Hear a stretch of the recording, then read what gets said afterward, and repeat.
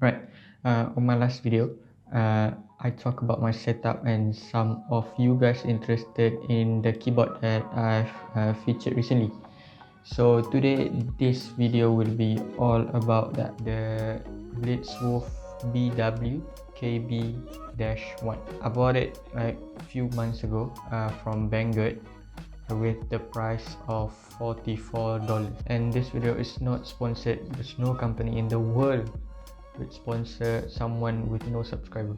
So this video will be me being 100% honest and being transparent with you guys, and I will tell everything good and I will tell everything bad about this keyboard. Before we start, another disclaimer: I'm not a mechanical keyboard master, so take it as a grain of salt. If you want to watch actual pro, you can watch the channel like TH Type, Hamajinho, T Keyboard, Wildcat, and many more in this niche. So I will link their channel down below so you guys can check them out.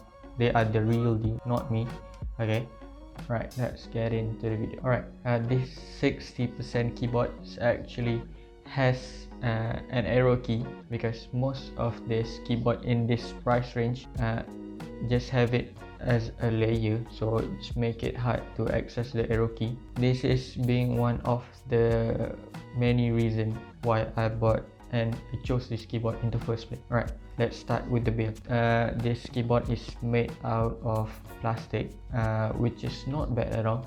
It's actually pretty good quality plastic, and it didn't feel that cheap, and the weight is just right for me. It's not too heavy and it's not too light, so it won't really slide around your table. The rubber fit is pretty nice, and they also include the flip up screen, so you can type on a higher angle. This keyboard also using USB-C, which is nice because most keyboard in this price range have non-detachable cable, and some of it use something like mini USB. So this put the keyboard on very high advantage other than other keyboard. The keycaps is ABS double shot injection rather than PBT, but it's fine. It's not the worst thing.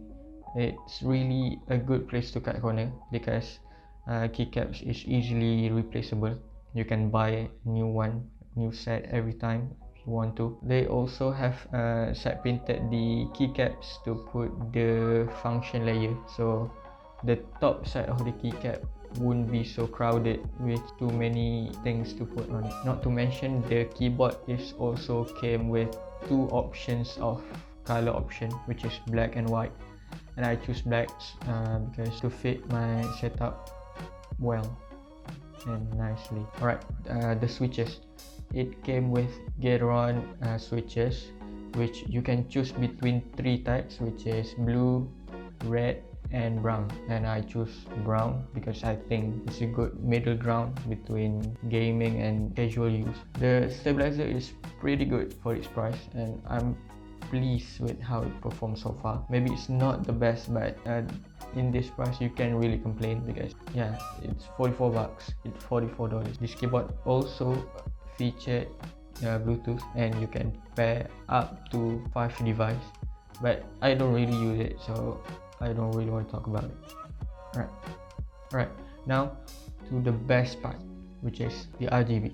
Right, you get a lot of patterns to choose from and a lot of style, if you will, and you can also adjust the brightness and the speed of the RGB. You can also change the colors if you like to, and also they have the application that you can download from the website, which is hard to find, and the application is pretty mediocre at best, so yeah, take it for what it's worth. Right now let's talk about the cons, the bad. Alright, nothing is perfect, and so is this keyboard. Alright, everything good so far, you have listened to it, and right now let's talk about the bad side of this keyboard. Right, the first gripe that I have with this keyboard is the pretty weird layout. Alright, they put the question mark button on the right side of the arrow key. It makes it harder for you to type without looking, and you can do a lot of typos if you're not used to it. And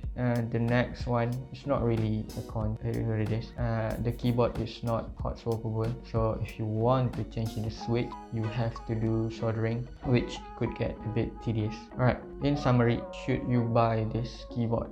Alright, to answer that question, to put it simply, if you're still using membrane keyboard and some cheap keyboard that not feel that good, maybe this could be your first choice or the first mechanical keyboard, because considering the price is pretty good, and all rounder, it's actually very nice. And I would like to recommend to everyone that still haven't had any mechanical keyboard and make it your first one. Alright, that's about it in this video.